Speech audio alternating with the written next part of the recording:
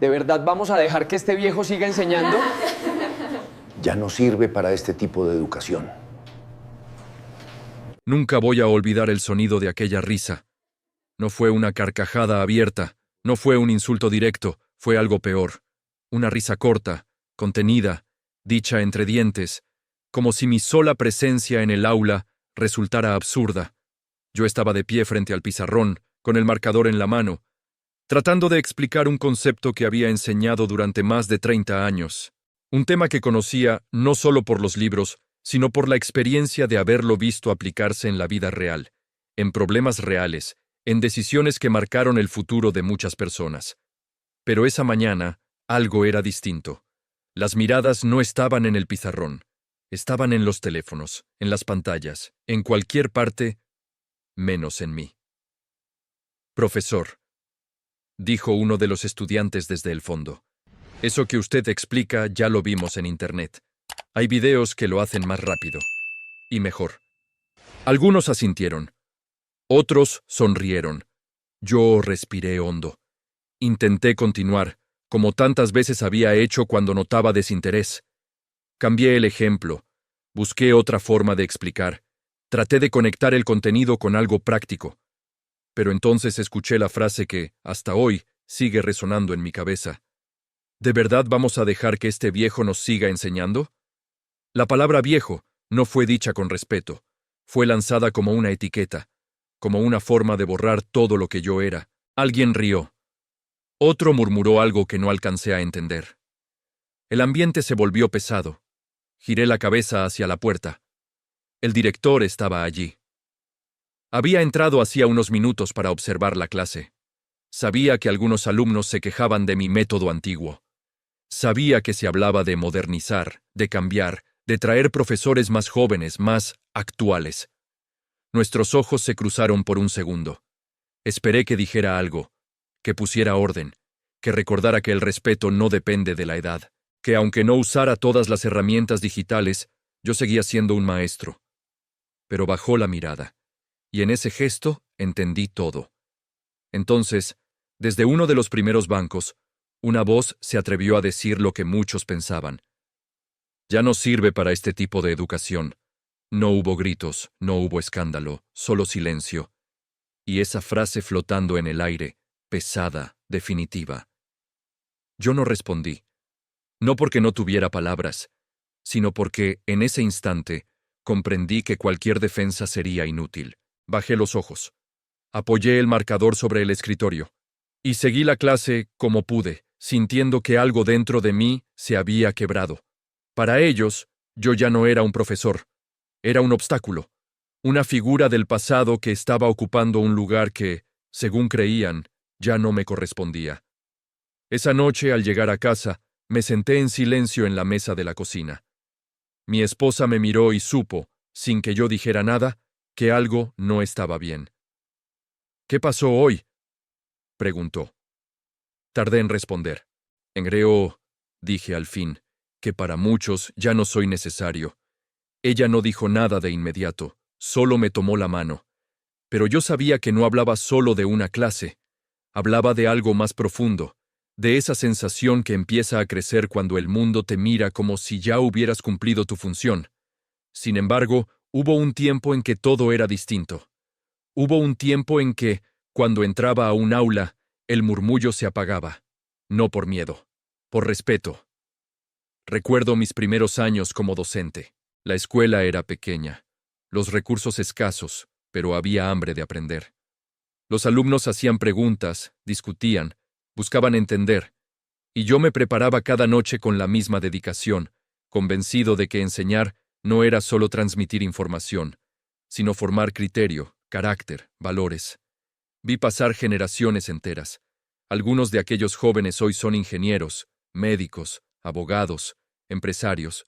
Otros, padres y madres que ahora envían a sus propios hijos a estudiar. Muchos de ellos, cuando me encuentran en la calle, aún me llaman profesor, con una sonrisa que mezcla gratitud y nostalgia. Pero en la escuela, poco a poco, todo cambió. Llegaron las pantallas, los programas interactivos, las plataformas digitales, y con ellas, una idea peligrosa. que lo nuevo siempre es mejor y que lo antiguo ya no sirve. Yo traté de adaptarme, aprendí lo que pude, pedí ayuda cuando fue necesario, pero había cosas que no quería perder. La mirada directa, la explicación paciente, el tiempo para que cada alumno comprendiera de verdad. Eso, para algunos, me volvió lento, anticuado, prescindible. Hasta que aquella mañana, en medio del aula, alguien lo dijo en voz alta, y la autoridad guardó silencio. Esa fue la primera vez, en más de 3 décadas, que sentí que mi lugar estaba en peligro. No por falta de conocimiento, no por falta de vocación, sino por algo contra lo que ningún esfuerzo parece suficiente: el paso del tiempo. Y aunque intenté convencerme de que solo había sido un comentario, de que no todos pensaban igual, de que aún quedaba respeto, en el fondo, supe que algo había cambiado para siempre. Porque cuando el mundo empieza a preguntarse si todavía sirves, ya no te mira igual. Y ese fue apenas el comienzo. Durante muchos días después de aquella clase, caminé por los pasillos de la escuela como si fuera un extraño. Nadie me dijo nada directamente. No hubo más burlas en voz alta. Pero algo había cambiado en el aire. Los saludos se volvieron más breves. Las conversaciones se detenían cuando yo me acercaba. Algunos alumnos me miraban con una mezcla de lástima y paciencia, como si ya hubieran decidido que yo era parte de una época que estaba terminando. Y lo más doloroso era que ya no me hacían preguntas. Antes, cuando explicaba, siempre había manos levantadas. Dudas, curiosidad, debate. Ahora, muchos preferían mirar sus pantallas y buscar respuestas rápidas en Internet, sin escuchar hasta el final. Yo seguía entrando al aula puntual, seguía preparando mis clases, seguía corrigiendo exámenes con la misma dedicación de siempre, pero sentía que hablaba a un muro. Una tarde, al salir, me encontré con uno de los profesores jóvenes en la sala de maestros. Era brillante, rápido, dominaba la tecnología, y todos lo admiraban por eso. «Profesor», me dijo con cierta incomodidad, «no se lo tome a mal, pero quizá debería actualizar su método. Los chicos ahora aprenden distinto». Asentí.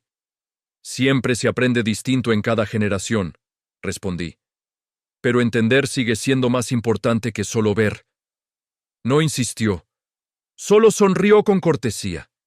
En sus ojos vi algo que me dolió más que cualquier insulto: compasión. Como si yo fuera alguien que ya había quedado atrás. Semanas después, la tensión aumentó. La escuela había sido seleccionada para participar en un programa nacional de evaluación, un examen estandarizado que definiría becas, prestigio institucional y, para muchos alumnos, el acceso a universidades importantes. Los resultados preliminares no eran buenos. Las nuevas metodologías, los recursos digitales, los cursos intensivos, no estaban dando el efecto esperado. Los estudiantes estaban confundidos, memorizaban, pero no comprendían. Repetían, pero no sabían aplicar. El director convocó a una reunión de emergencia con los docentes. Yo estaba sentado al fondo, escuchando, casi como un espectador. «Tenemos que mejorar estos resultados», decía. «La reputación de la escuela está en juego».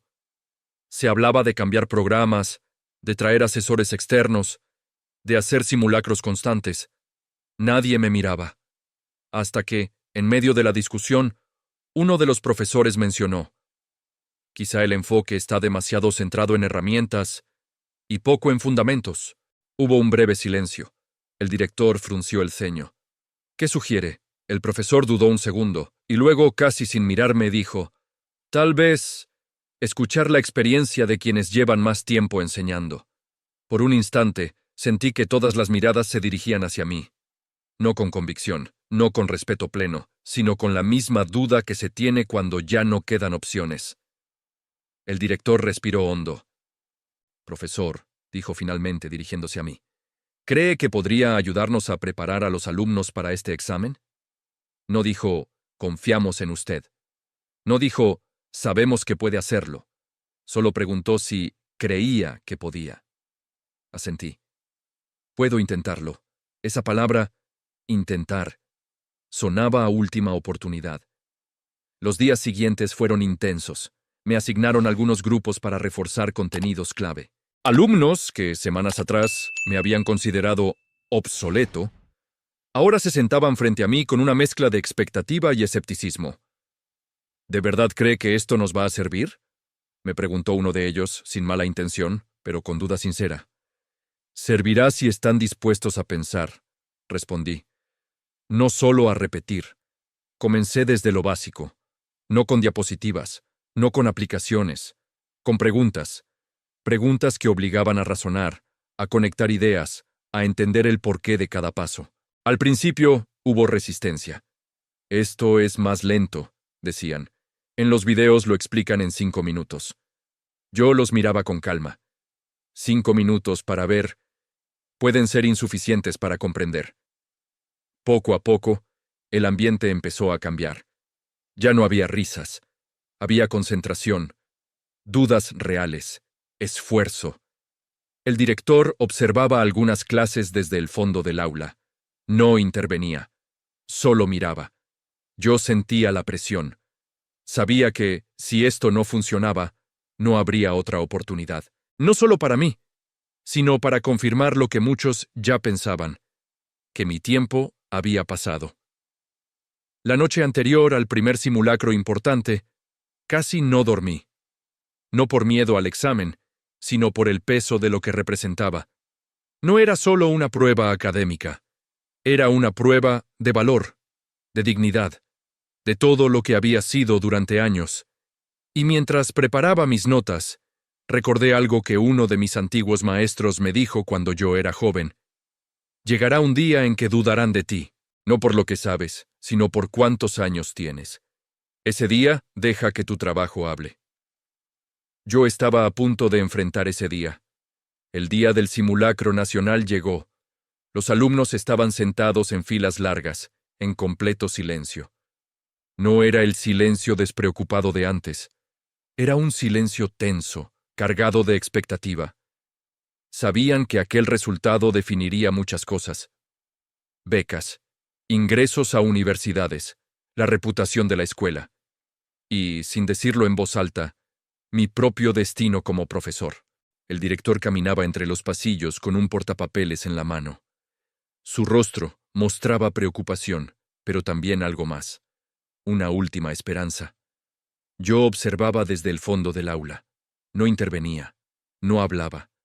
Solo miraba a esos jóvenes que, semanas atrás, habían dudado de mí y que ahora se enfrentaban a un examen que exigía algo que ningún video corto podía darles.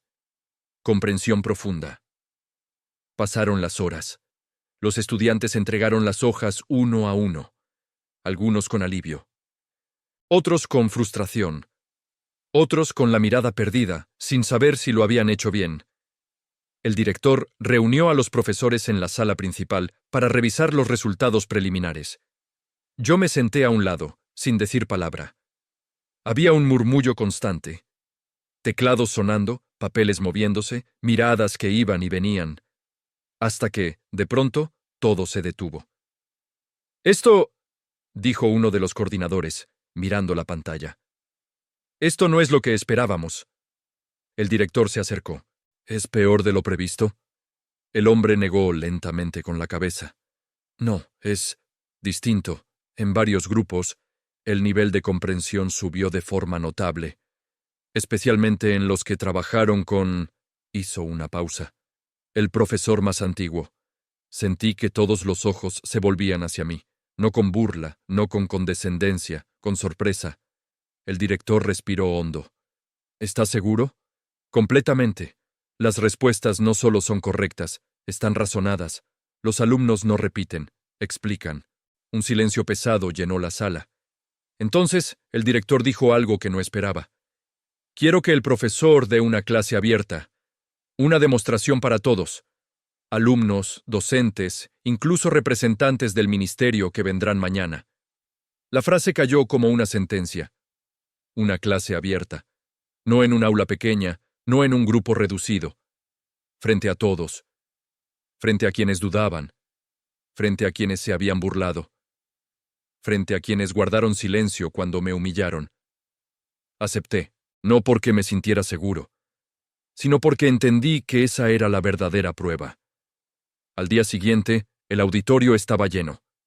Alumnos de distintos cursos, profesores jóvenes, el director, supervisores externos, y yo, de pie, frente a un pizarrón grande, con la misma tiza que había usado durante décadas. Al entrar, escuché algunos murmullos. ¿Ese es el profesor viejo? ¿El que dicen que no se adaptó? ¿De verdad va a dar la clase él? No respondí. Coloqué mis libros sobre la mesa. Respiré hondo. Y esperé a que el auditorio quedara en silencio. Ese silencio no era cómodo. Era expectante. Sabía que muchos estaban allí para ver si fallaba, para confirmar que yo ya no estaba a la altura. Comencé. No con fórmulas, no con definiciones memorizadas. Comencé con un problema real, uno que no se resolvía en un paso, uno que exigía pensar, conectar, comprender. Mientras avanzaba, caminaba despacio, escribía con calma, explicaba cada decisión, cada porqué. Miré a los alumnos. Al principio, algunos estaban tensos, otros escépticos, pero poco a poco vi cómo sus rostros cambiaban, cejas fruncidas que empezaban a relajarse, miradas que seguían el trazo de la tiza, manos que tomaban apuntes. El auditorio estaba en completo silencio, no un silencio de juicio, un silencio de atención. Hice una pausa. Dejé que la última línea escrita quedara allí, sola, en el pizarrón. Esto, dije, no es solo un ejercicio, es una forma de pensar. Y pensar es algo que no envejece. Nadie habló. Ni los alumnos, ni los profesores, ni los supervisores. El director me observaba desde la primera fila. Ya no con duda, con algo que se parecía mucho a respeto. Seguí. Expliqué la solución completa, paso a paso, con la misma paciencia que había tenido durante años. Cuando terminé, dejé el marcador sobre la mesa. El silencio se prolongó unos segundos más, y entonces ocurrió algo que no esperaba. Un aplauso. Primero tímido, luego más firme, hasta que todo el auditorio estaba aplaudiendo. Yo permanecí quieto, no levanté las manos, no sonreí de inmediato, solo respiré. Porque en ese instante supe que, pasara lo que pasara después, ya no podrían decir que no servía. No con honestidad, no después de lo que acababan de ver, y sin embargo, la verdadera revelación aún estaba por venir. Cuando los aplausos se apagaron, el auditorio quedó nuevamente en silencio. Pero ya no era un silencio tenso. Era un silencio respetuoso. El director se levantó de su asiento y caminó hacia el frente. No lo hizo con la postura de quien va a evaluar. Lo hizo como alguien que acaba de recordar algo importante. Profesor, dijo, ¿cuántos años lleva usted enseñando en esta institución? 34, respondí. Un murmullo recorrió la sala. 34 años, repitió. Eso significa que usted estuvo aquí cuando esta escuela apenas comenzaba. Asentí. Cuando no había pantallas, cuando no había plataformas, cuando solo había pizarrón, libros y ganas de aprender. Uno de los supervisores del ministerio intervino. ¿Usted formó parte del primer equipo docente? Sí, respondí. Y no solo eso. Fui quien diseñó gran parte del programa base que hoy todavía se utiliza, aunque esté envuelto en tecnología. El hombre abrió los ojos. ¿Usted escribió esos contenidos? Con otros colegas, sí. El director tragó saliva. Entonces dijo algo que hizo que todo el auditorio se quedara inmóvil. El fundador de esta institución, el hombre cuyo nombre está en la entrada del edificio, fue su alumno, ¿verdad? No lo dije yo, lo dijo él. Y de pronto, todas las piezas encajaron. Sí, respondí con calma. Se sentaba siempre en la segunda fila, era inquieto. Hacía demasiadas preguntas, pero tenía una inteligencia brillante. El silencio volvió a caer, esta vez más profundo. Usted fue quien lo preparó para la universidad, quien lo ayudó cuando estaba a punto de abandonar, quien creyó en él cuando nadie más lo hacía. El director bajó la cabeza. Los alumnos se miraban entre sí, sorprendidos. Aquel viejo que ya no servía Había sido el maestro del hombre que construyó la escuela, del referente académico que todos respetaban. El director dio un paso hacia mí. «Profesor», dijo con la voz quebrada, «le debo una disculpa, no solo por lo que ocurrió en el aula, no solo por el silencio de aquel día, sino por haber olvidado quién era usted y lo que representa». Se giró hacia los alumnos. «Y ustedes también», añadió, «porque el respeto no se mide por la edad, ni por la velocidad con que alguien usa una pantalla. Se mide por la profundidad de lo que sabe y por la dignidad con que lo comparte». Yo no dije nada, no por orgullo, sino porque, después de tantos años, lo único que necesitaba escuchar ya había sido dicho. Uno de los estudiantes, el mismo que había pronunciado aquella frase cruel semanas atrás, se levantó. «Profesor», dijo, «yo fui quien dijo que usted ya no servía». Bajó la mirada. Me equivoqué. Ese momento no fue de victoria, fue de humanidad, porque entendí que no se trataba de humillar de vuelta, sino de enseñar incluso entonces. «Todos nos equivocamos alguna vez», respondí. «Lo importante es aprender a mirar de nuevo». El director respiró hondo. «Esta institución existe gracias a personas como usted, y nunca debimos permitir que se olvidara». El auditorio permanecía en silencio. Pero ahora era un silencio lleno de comprensión. Había pasado algo más que una clase. Había ocurrido una corrección moral. La jerarquía se había invertido, no por poder, por verdad. Y por primera vez en mucho tiempo, sentí que no tenía que demostrar nada más. Mi valor ya no estaba en duda. Después de aquel día, la escuela ya no fue la misma para mí, no porque me trataran como una celebridad, no porque me colocaran en un pedestal, sino porque, por primera vez en mucho tiempo, volví a sentir que mi presencia tenía sentido. Los días siguientes al auditorio estuvieron llenos de pequeños gestos que, para otros, quizá pasarían desapercibidos, pero para mí lo significaban todo. Alumnos que antes no me saludaban, ahora se detenían en el pasillo. «Buenos días, profesor». Algunos se acercaban con timidez, con esa mezcla de vergüenza y respeto que nace cuando uno entiende que se equivocó. «Gracias por la clase. Ahora entiendo lo que antes no entendía. Nunca nadie nos lo había explicado así».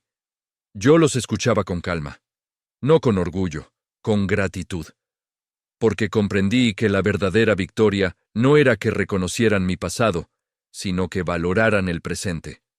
El director me llamó a su oficina una semana después. «Profesor», dijo, «queremos que usted participe en la formación de los docentes más jóvenes. No para que abandonen la tecnología, sino para que aprendan algo que no se descarga de ninguna plataforma: la paciencia, el criterio, la forma de enseñar a pensar».